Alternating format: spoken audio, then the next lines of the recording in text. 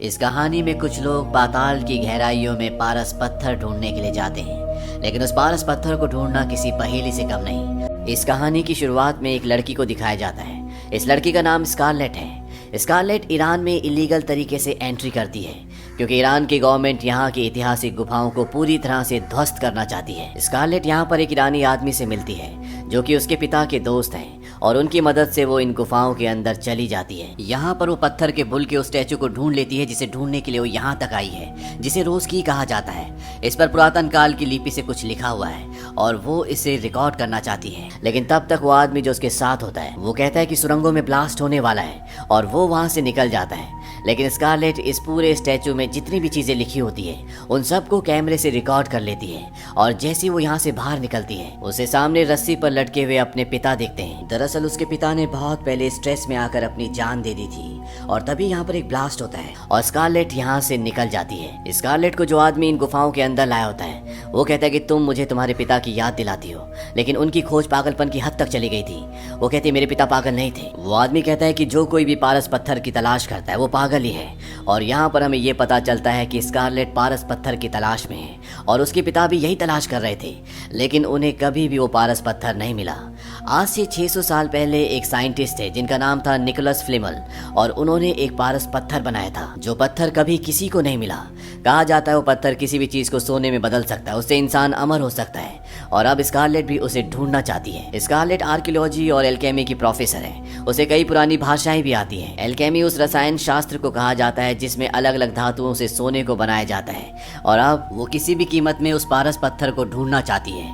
वो अपने ex boyfriend जिसका नाम जॉर्ज होता है उससे मिलने के लिए पेरिस जाती है, क्योंकि ईरान में जो स्टैचू के ऊपर लिपि लिखी हुई थी, जो मैसेज उसने रिकॉर्ड किया है, वो उस भाषा को जानता है। स्कारलेट जॉर्ज को लेकर एक म्यूजियम में जाती है जहाँ पर एक पत्थर होता है, और ये निकोलस की कब्र का पत्थर है। इसमें एक मैसेज है, और इस मैसेज को डिकोड करने के लिए वो मैसेज चाहिए जिस मैसेज को वो ईरान से रिकॉर्ड करके लाई है। और जॉर्ज दोनों मैसेजेस से यहाँ पर बहुत सारी बातें बताता है, लेकिन अभी भी इन्हें निकोलस की कब्र की लोकेशन के बारे में कुछ भी पता नहीं चलता। अब जो म्यूजियम में पत्थर लगा होता है, जो कि निकोलस की कब्र का पत्थर है, वहाँ पर एक आदमी का चित्र होता है जिसकी पीठ पर चाबी लगी होती है, और ये देखने के बाद स्कारलेट उस पत्थर को निकाल कर उल्टा करती है, उसके ऊपर केमिकल डालती है, और तभी वहाँ पर एक मैसेज उभर जाता है। ये उस मैसेज की फोटो खींचकर यहाँ से निकल जाते हैं, और जब ये इस मैसेज को पढ़ते हैं तो इन्हें पता चलता है कि निकोलस की कब्र 370 मीटर नीचे है, और वहाँ आसपास खजाना भी हो सकता है। दरअसल इसे कैटाकॉम्स ऑफ पेरिस कहा जाता है, जो 1774 में बनाया गया था, जिसमें पेरिस की जमीन के नीचे बहुत बड़ी बड़ी बहुत लंबी सुरंगें हैं, और वहीं पर निकोलस की कब्र भी है। और इनका मानना ये है कि पारस पत्थर भी इन्हें वहीं पर मिलेगा, लेकिन इन सुरंगों में जाना इतना आसान नहीं है। ये कई 100 साल पुरानी सुरंगें हैं, जिसे सरकार ने 1786 में बंद कर दिया था। इन सुरंगों के अंदर 60 लाख लोगों के कंकाल हैं, क्योंकि कभी यहाँ पर कब्रिस्तान हुआ करता था। लेकिन अगर इन्हें इन सुरंगों के अंदर जाना है तो इन्हें किसी ऐसे की जरूरत है जिसे इन सुरंगों के बारे में पता हो, क्योंकि यहाँ पर सुरंगों का भूल भुलैया है, यहाँ पर सुरंगों का जाल है। इसीलिए स्कारलेट और जॉर्ज यहीं के एक लड़के के पास जाते हैं जिसका नाम पेप्लियन है, और उसे इन सुरंगों की काफी अच्छी जानकारी है। स्कारलेट उसे कहती है कि तुम भी हमारे मिशन में शामिल हो जाओ। वो कहता है मैं ऐसा क्यों करूंगा। स्कारलेट कहती है कि जहाँ पर कब्र है वहाँ पर बहुत सारा खजाना है, अगर तुम चाहो तो उस पूरे के पूरे खजाने को तुम रख सकते हो, और खजाने के लालच में वो इनके साथ जाने के लिए तैयार हो जाता है। पेप्लियन की गर्लफ्रेंड और पेप्लियन का एक दोस्त भी इनकी टीम में शामिल हो जाता है। हालांकि जॉर्ज इनके साथ नहीं जाना चाहता, क्योंकि इसी तरह की एक सुरंग में उसके भाई की मृत्यु हो गई थी, लेकिन स्कारलेट उसे मना लेती है, और अब ये सब के सब उन सुरंगों के अंदर दाखिल हो जाते हैं। सुरंगों के काफी अंदर जाने के बाद एक जगह इन्हें बहुत सारी हड्डियां दिखती है, और वहां से रास्ता बहुत संकरा होता है। इनके साथ जो पेप्लियन होता है वो कहता है हमें यहीं से जाना होगा, लेकिन स्कारलेट वहां पर एक और दूसरा रास्ता देखती है जो पूरी तरह से बंद होता है। स्कारलेट उस रास्ते को खोल रही होती है। पेप्लियन कहता है कि हम वहां से नहीं जा सकते, हमें हड्डियों वाले संकरे रास्ते से जाना होगा, क्योंकि जिस रास्ते को तुम खोल रही हो आज तक जो भी उसके अंदर गया है वो कभी भी वापस नहीं आया। और ये सब के सब रेंगते हुए हड्डियों वाले रास्ते से आगे बढ़ते हैं, लेकिन कुछ ही देर बाद ये देखते हैं कि वापस उसी जगह पर आ गए जहां पर स्कारलेट रास्ता खोल रही थी, और अब इनके पास कोई भी चारा नहीं है, इन्हें उसी रास्ते से अंदर जाना होगा। और ये सब के सब उस रास्ते के अंदर दाखिल हो जाते हैं। पेप्लियन इन सबको बताता है कि ये सुरंगें बहुत खतरनाक है, और वो पहले कभी भी इन सुरंगों के अंदर नहीं आया। और तभी सब देखते हैं कि पेप्लियन का नाम दीवार पर लिखा होता है, वहाँ पर पेप लिखा होता है, और ये देखकर पेप्लियन खुद भी हैरान हो जाता है। उसे कुछ समझ में नहीं आता कि उसका नाम दीवार पर किसने रखा। और तभी यहाँ पर सबको फोन की एक घंटी सुनाई देती है। पेप्लियन इन सबको बताता है कि बहुत वक्त पहले यहाँ से एक फोन कंपनी अपनी लाइन चलाती थी, लेकिन 50 साल पहले वो यहाँ से सब कुछ ले गए। अब उस कंपनी का यहाँ पर एक कतरा भी नहीं है। और ये सब के सब अब उस तरफ बढ़ना शुरू करते हैं जहाँ से फोन की घंटी की आवाज आ रही होती है। और जब ये आगे जाते हैं तो ये देखते हैं कि वहाँ पर एक पियानो होता है। ये सब देखकर हैरान होते हैं कि यहाँ पर पियानो कहाँ से आया। दरअसल ये वो जगह होती है जहाँ पर आज से 50 साल पहले एक पूरी की पूरी बिल्डिंग धंस गई थी। और इस जगह का नाम होता है बैरियर डेनफर। जॉर्ज बताता है कि इसमें कई लोगों की मौत हो गई थी। पेप्लियन कहता है हाँ, और इसके बाद 50 मजदूरों को यहाँ पर भेजा गया था। उनका आज तक कुछ पता नहीं चला कि वो कहाँ चले गए। जॉर्ज कहता है कि जब यहाँ पर बिल्डिंग गिरी होगी तब ये पियानो यहीं पर रह गया होगा। और वो पियानो के पास जाता है। वो सबको बताता है कि बचपन में उनके पास भी एक ऐसा ही पियानो था जिसे वो और उसका छोटा भाई बजाया करते थे, लेकिन वो कभी भी उस पर गाना पूरा नहीं बजा पाते थे क्योंकि उसकी A4 की यानी कि A4 बटन खराब था। और इसके बाद जॉर्ज उस पियानो को बजाता है और जैसे वो A4 की दबाता है तो वो की काम नहीं कर रहा होता, यानी कि ये वही पियानो है जो बचपन में वो और उसका भाई बजाया करते थे। लेकिन वो पूरी तरह से हैरान होता है कि उनका पियानो यहाँ पर कैसे आया। लेकिन इससे पहले कि ये कुछ सोच पाते, टेलीफोन की घंटी एक बार फिर से बजती है और स्कारलेट उस जगह पहुंच जाती है जहां पर फोन होता है। वो फोन का रिसीवर उठाकर हेलो कहती है और दूसरी तरफ से एक आवाज आती है। वो आवाज कहती है कि तुम मुझसे बात क्यों नहीं करती स्कारलेट। स्कारलेट को कुछ समझ में नहीं आता। वो पूरी तरह से घबरा जाती है, परेशान हो जाती है और फोन को रख देती है। और तभी दीवार के पीछे से कोई निकलता है। ये पेप्लियन का दोस्त होता है जो कई सालों पहले इन गुफाओं के अंदर आया था और उसके बाद उसे किसी ने नहीं देखा। वो इन सब को कहता है कि तुम्हें यहाँ पर नहीं आना चाहिए था, यहाँ पर किसी को नहीं आना चाहिए था, मुझे ढूंढने आज तक कोई नहीं आया। और इसके बाद वो यहाँ से जाने लगता है। ये सब के सब उसके पीछे जाने लगते हैं और जब ये सुरंगों से आगे बढ़ते हुए एक जगह पहुँचते हैं तो देखते हैं कि वहाँ पर लकड़ी के बहुत सारे टुकड़े होते हैं। और जब ये उन्हें हटाते हैं तो ये देखते हैं कि वहाँ पर एक बहुत गहरा टनल है। स्कारलेट कहते हैं कि हम बिल्कुल सही रास्ते पर हैं। चैम्बर इसी सुरंग के दूसरी तरफ है, हमें इससे नीचे जाना होगा और एक बार हमें चैम्बर यानी कि वो ताबूत मिल जाए तो हमें खजाना, पारस पत्थर और बाहर जाने का रास्ता भी मिल जाएगा। और ये एक एक करके रस्सियों के सहारे नीचे उतरना शुरू कर देते हैं। हालांकि पेप्लियन का जो साथी होता है वो नीचे उतरते हुए गिर भी जाता है जिससे उसके हाथ में चोट आती है। और अब जब ये आगे बढ़ रहे होते हैं तभी यहाँ पर इन्हें आवाज़ें आना शुरू हो जाती हैं और धीरे धीरे ये आवाज़ें बढ़ती ही चली जाती है। और तभी इनको यहाँ पर एक छोटा सा बच्चा दिखता है। इनमें से किसी को कुछ नहीं पता कि ये बच्चा कौन है और अगले पल वो बच्चा अंधेरे में कहीं गायब हो जाता है। ये सब यहाँ से आगे बढ़ते हैं और ये देखते हैं कि रास्ता अब बंद हो चुका है, यानी कि ये फंस चुके हैं। और इस बात से सभी घबरा जाते हैं। लेकिन तभी इन्हें पत्थर पर एक चित्र दिखाई देता है और ये एक गिद्ध का चित्र होता है जो एक तरफ इशारा कर रहा होता है और सामने पत्थर पर एक और निशान होता है। और ये निशान ठीक वैसे ही होता है जैसे मिस्र के लोग अपने राजाओं की कब्रों को छुपाने के लिए बनाया करते थे। और जब ये वहाँ से एक पत्थर हटाते हैं तो सामने की दीवार से एक रास्ता खुल जाता है जो एक सुरंग की तरह होता है। और एक एक करके ये सब के सब उस सुरंग के अंदर प्रवेश कर जाते हैं। और जब ये दूसरी तरफ निकलते हैं तो ये देखते हैं वहाँ पर निकोलस फ्लेमल की डेड बॉडी होती है जो पिछले 7 सालों से यहीं पर है, लेकिन अभी भी वो ज्यों की त्यों होती है। और ये सब का सब पारस पत्थर की शक्ति से होता है जिसने 700 सालों के बाद भी इनकी बॉडी को आज भी सड़ने नहीं दिया। लेकिन पारस पत्थर यहाँ पर कहीं भी नहीं होता। और अब स्कारलेट अपने नोट्स निकालती है जो उसने कई सालों में इकट्ठा किए हैं और वो देखती है कि वहाँ पर लिखा होता है कि पंखों वाला गिद्ध आपको रास्ता दिखाता है और आपको दिखती है सबसे तेज रोशनी। और वो सबको अपने अपने टॉर्च बंद करने के लिए कहती है। और जैसे सब अपने टॉर्च बंद करते हैं तो इन्हें पानी में एक रोशनी दिखाई देती है और स्कारलेट समझ जाती है कि हो ना हो पारस पत्थर तक पहुंचने का यही रास्ता है। हालांकि उसे सब पानी के अंदर से जाने से मना करते हैं, लेकिन स्कारलेट पानी के अंदर एक छोटी सी टनल से होते हुए दूसरी तरफ निकल जाती है। और जब वो दूसरी तरफ पहुंचती है तो वो देखती है कि वहां पर खजाना होता है। और इसके बाद एक एक करके सब यहाँ पर पहुंच जाते हैं। सभी को खजाना देखकर बहुत खुशी होती है, लेकिन स्कारलेट को खजाना नहीं चाहिए, उसे वो पारस पत्थर चाहिए जिसके लिए उसके पिता ने अपनी पूरी जिंदगी दे दी। और वो देखती है कि दीवार पर एक चित्र बना हुआ है जो एक बहुत पुरानी गाथा को रिप्रेजेंट करता है। और वो समझ जाती है कि इसी चित्र में कहीं ना कहीं पारस पत्थर है और वहाँ पर एक लाल रंग का पत्थर होता है और ये पारस पत्थर है। उस पत्थर को निकाल लेती है। यहाँ पर दूसरी तरफ जहाँ पर खजाना होता है उसके साथ ही उस ग्रिल को, उस दरवाजे को हटा देते हैं और जैसे वो दरवाजे को हटाते हैं ऊपर से पत्थर गिरना, छत गिरना शुरू हो जाती है, जिसमें पेपियोन का वो दोस्त जो इन्हें यहीं गुफा में मिला होता है वो दब जाता है, उसकी मृत्यु हो जाती है।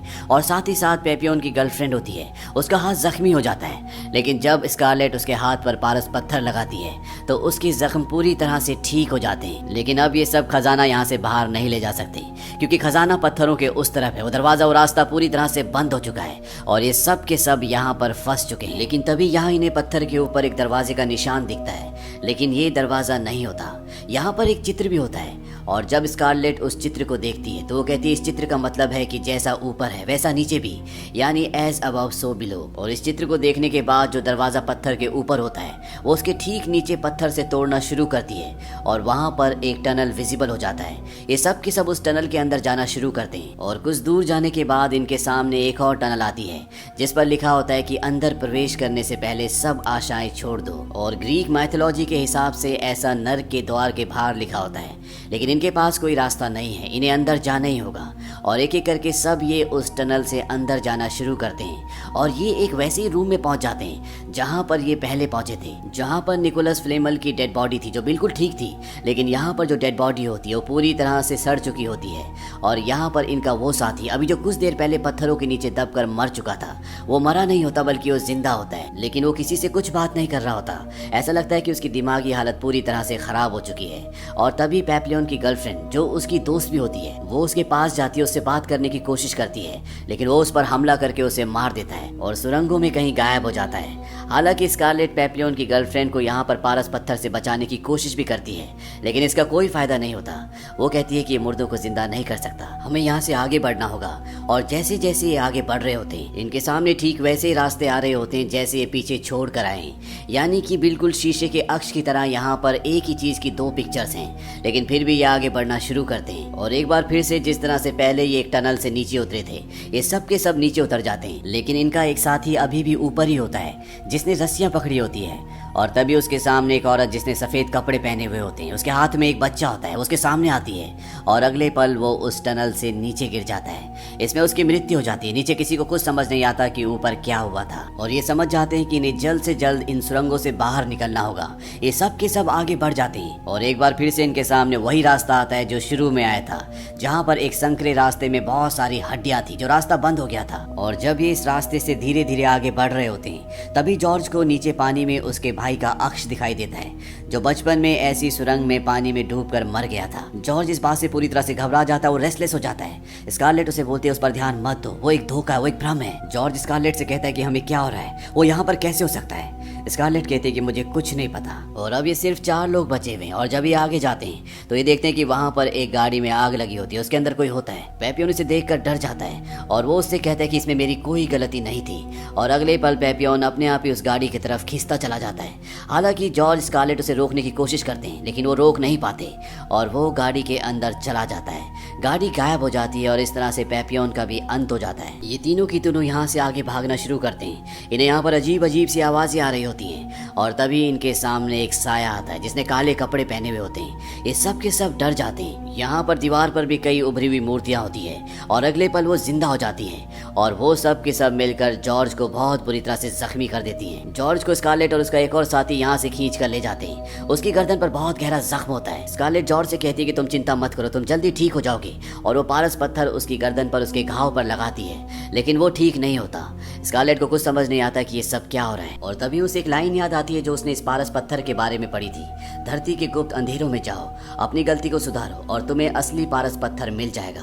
और वो समझ जाती है कि ये पारस पत्थर असली नहीं है, इसे दोबारा उसी जगह पर जाना पड़ेगा जहाँ पर उसे ये पारस पत्थर मिला था। और वो जॉर्ज को और अपने दूसरे साथी को यहीं पर छोड़कर उस तरफ निकल पड़ती है। रास्ते में उसे कई मुश्किलों का सामना करना पड़ता है और वो उस जगह पहुंच जाती है जहाँ से उसने पारस पत्थर निकाला था। वो पारस पत्थर को वापस लगा देती है लेकिन उसे कुछ समझ नहीं आता कि अब आगे उसे क्या करना है। तभी यहाँ पर एक मिरर होता है जिसके ऊपर धूल जमी होती है और जब वो उस धूल को हटाती है तो उसमें उसे अपना चेहरा नजर आता है। और स्कारलेट समझ जाती है कि पारस पत्थर की शक्तियां अब उसके अंदर है और वो यहाँ से निकल जाती है। और तभी उसे एक आदमी देखता है जिसके मुंह पर कपड़ा होता है और वो रस्सी से लटका हुआ होता है। और जब वो उस कपड़े को हटाती है तो वो उसके पिता होते हैं जिन्होंने अपनी जान दे दी थी। दरअसल अपनी जान देने से पहले उन्होंने स्कारलेट को कॉल किया था लेकिन स्कारलेट ने उनका कॉल नहीं उठाया था और उसके दिल में इस चीज का गिल्ट आज तक था, लेकिन कॉन्शियसली उसने कभी भी इस सच्चाई को एक्सेप्ट नहीं किया था। इसीलिए इस कहानी की शुरुआत में भी उसे अपने पिता दिखते हैं और अब वो अपने पिता से माफी मांगती है। वो कहती है कि मुझसे गलती हो गई, और जब वो ये एक्सेप्ट कर लेती है उसके पिता वहां से गायब हो जाते हैं। इसके बाद स्कारलेट जॉर्ज के पास पहुंच जाती है और वो अपने हाथ उसके घाव पर लगाती है और अगले पल जॉर्ज एकदम ठीक हो जाता है। लेकिन अभी भी यहाँ पर अजीब अजीब सी आवाजें आ रही होती हैं। वो साए लगातार इनकी तरफ बढ़ रहे होते हैं, इन्हें चारों तरफ कोई रास्ता नहीं दिखता।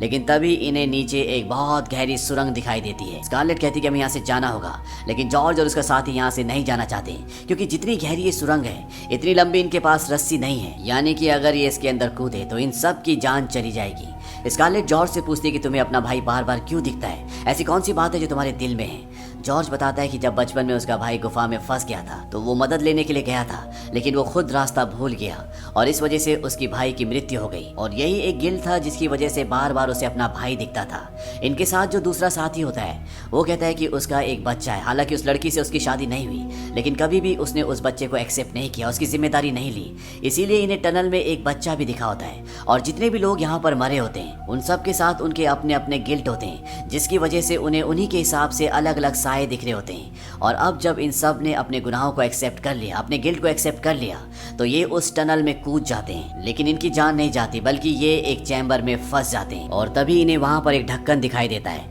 ये उस ढक्कन को ऊपर खींचने की बहुत कोशिश करते हैं, लेकिन वो हिलता भी नहीं है। लेकिन जब ये उस ढक्कन को नीचे धकेलते हैं तो वो खुल जाता है और ये तीनों के तीनों बाहर आ जाते हैं। ये नोट्रे डेम पेरिस में है, और बाहर आने के बाद ये तीनों एक दूसरे के गले लग जाते हैं। और अंत में स्कारलेट का इंटरव्यू दिखाया जाता है, जिसमें वो बताती है कि उसे खजाने से कोई प्यार नहीं, वो खजाना नहीं ढूंढना चाहती, बल्कि वो एल्केमी की स्टूडेंट है, ये उसका काम है, इसीलिए वो ये सब करती है। और इस तरह से स्कारलेट ने अपने पिता का अधूरा काम, जिसके लिए उन्हें पूरी दुनिया ने क्रिटिसाइज किया, उसे पूरा कर लिया। इस कहानी में हमें बहुत सारी ऐसी चीजें दिखाई गई जो आप कभी भी जस्टिफाई नहीं कर सकते, जिनका कोई लॉजिक नहीं है। लेकिन इस कहानी का एक सबसे बड़ा लॉजिक ये है कि अगर हम जिंदगी में कोई गलती करते हैं, उसे एक्सेप्ट कर लेते हैं, तो हमारी आत्मा, हमारा जो कॉन्शियस सबकॉन्शियस माइंड होता है वो पूरी तरह से पवित्र हो जाता है, और ऐसा करने से हमें हमारी जिंदगी में सही रास्ता मिलता है, सही दिशा दिखती है। तो ये थी पूरी कहानी एज अबव सो बिलो की। ये फिल्म सन 2014 में रिलीज हुई थी। IMDb पर इसकी रेटिंग है 6.2। इस फिल्म का बजट था $5 मिलियन और बॉक्स ऑफिस पर इसने कमाई की थी $42 मिलियन की। उम्मीद करते हैं कि ये कहानी आपको पसंद आई होगी।